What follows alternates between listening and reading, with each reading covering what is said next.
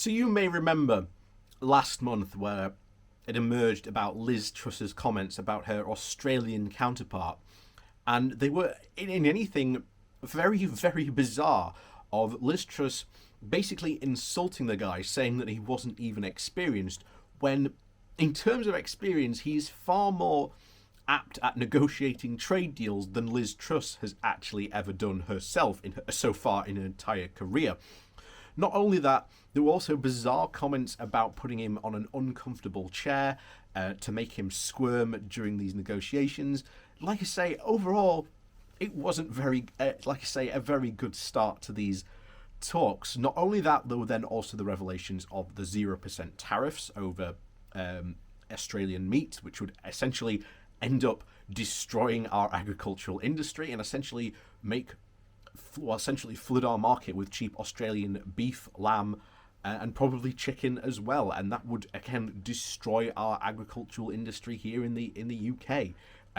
It would not be good. There is also the revelation as well that there are going to be IDS or instant dispute court systems where essentially Australian corporations can sue the British government for making regulations, laws, whatever you name it. They can sue the British government for essentially making laws. And again, so much for the sovereignty argument of Brexiteers there.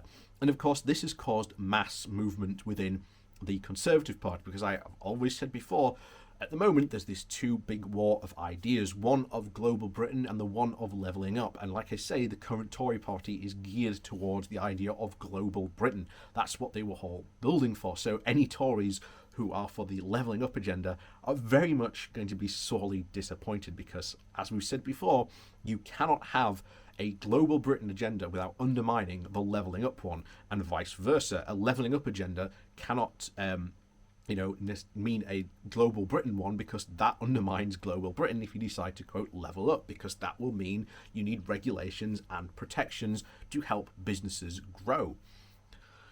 So, of course, this has led to other revelations basically recently, where now Australia has basically threatened to go, okay, well, we don't actually need your this trade deal with you.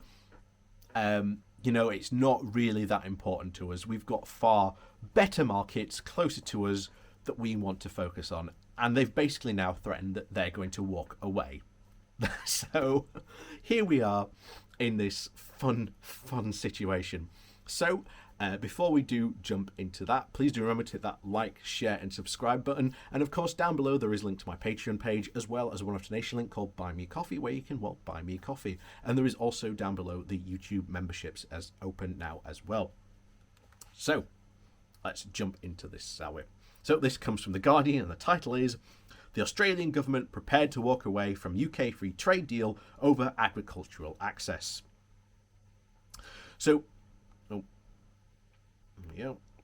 the Australian Trade Minister has signalled that he is prepared to walk away from the free trade agreement with the UK if the Australian agricultural exporters are not guaranteed sufficient access to the British market. Dan Tehan is in daily talks with British counterpart Liz Truss in the race to try and reach the outlines of a deal by early next week. But the farming sector in the UK has been pushing back at the possibility of quickly granting tariff-free access for Australian red meat. Both sides are hoping to try and strike an in-principle agreement by the time the Australian Prime Minister Scott Morrison meets with Boris Johnson in London on Tuesday next week. Morrison will first attend the G7 summit in Cornwall, England, as one of 4 non-G7 leaders invited to the gathering of the wealthy developed countries, where leaders are expected to focus on coronavirus recovery, the climate crisis and security. Tehan said on Wednesday he was still hoping to try and reach an agreement in 6 days, but there were still outstanding issues that were, quote, still seeking to try and resolve. He spoke with Truss for about 90 minutes on Tuesday night, and the pair were due to have another call on Wednesday night, but he has publicly indicated that a deal should not be taken for granted. "I'm confident that we will get there, but in the end, if the ultimate agreement isn't in our national interest, then obviously we won't be signing up to it," Tehan said in an interview with Sky News Australia.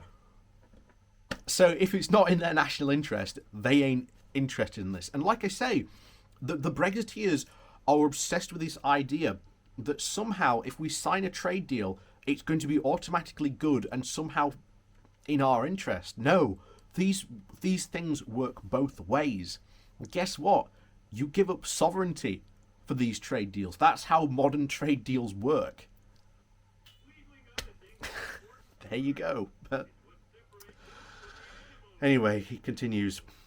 Tehan said that Australia wanted to, quote, offer British consumers the choice of being able to get access to more of our beef and more of our lamb. And we know that British customers do want access to more of our beef and more of our lamb. So what we're looking to do is to enable more of our agricultural produce to access the UK market, he said. Tehan implied that the British agricultural sector had nothing to fear from the deal. They have everything to fear from this deal, because if you flood the market, which the Australian meat industry has said that they are more than willing to go and do, because again, it's a potential buyer's market and they are more than willing to do this deal. And like I say, it's not going to favour us, but it will overwhelmingly favour the Australian meat industry, and they are an incredibly powerful body. And like I say, Australia engages in vast industrial farming measures to which none of our farmers can even measure up to. Like if you took like the largest beef producing farm in the UK and put it next to the largest beef producing farm in Australia, ours doesn't even come close to the Australian one. It comes nowhere near. So they have everything to worry about this. Anyway, it continues. Tehan implied that the British agricultural sector had nothing to fear from the deal, saying that Australian processes of opening up its economy had led Australian farmers to becoming, quote, much more competitive and globally focused. Further comment was sought from Tehan. Observers also believe that the UK is desperate to clinch its first post-Brexit trade deal agreement with Australia, which has struck a range of free TAs over the past decade in less of a hurry. Previously, the UK could rely on the European Union's specialist negotiators to handle detailed talks on proposed free trade agreements on behalf of the entire bloc. The negotiations have been characterised by some very unorthodox tactics, with allies of Truss telling a newspaper in April that Tehan was inexperienced and that the UK Trade Secretary plans to sit him down in the loco room of the Foreign Office in an uncomfortable chair, so that he has to deal with her directly for 9 hours. The British High Commissioner, Vicky Trendle, said last week that she wanted to manage expectations about the free trade agreement with Australia, even as both sides were still negotiating at record speed. And again, this is why we should worry. Trade deals are not negotiated this fast. So we have to worry what else is in that deal. In a briefing including The Guardian, Australia, Tyndall said that both sides were working hard to try and reach an agreement in principle, but this just sets out the framework of what we want to achieve, and it is unlikely that it will come into effect until next year. When asked about concerns raised by the British farming sector, Trindle said the Australian government priorities for the deal included tariff-free access for its agricultural exports, and that it was clearly an ongoing negotiation about how that might be phased in. But she said there was work to be done with our agricultural sector in the UK to sell them the opportunity end of this, because it's two ways. Morrison leaves Australia on the late Wednesday to attend the G7, and the theme of this year's British-hosted G7 summit is building back better from the coronavirus, creating a more greener, more prosperous future. Johnson has invited the Australia, India, South Korea and South Africa as guest countries. But before continuing travelling to Cornwall, Morrison will first visit Singapore to discuss regional security issues and a potential travel bubble between the two countries. After the G7, Morrison will then go to London for a 2-day programme with Johnson, and then on to Paris for free trade and defence talks with French President Emmanuel Macron.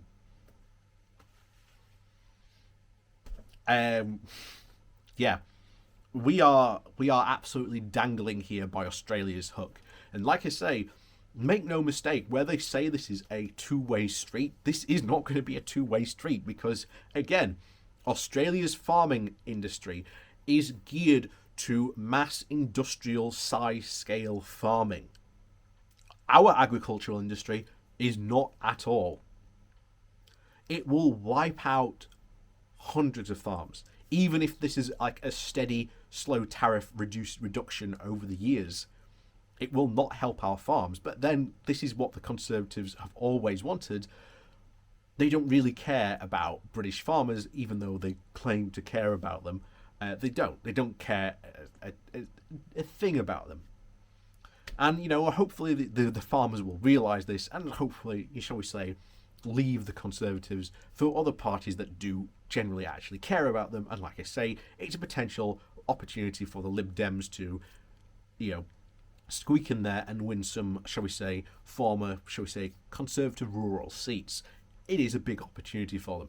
But we also have to worry about what else is in this deal, because we've only heard about the farming.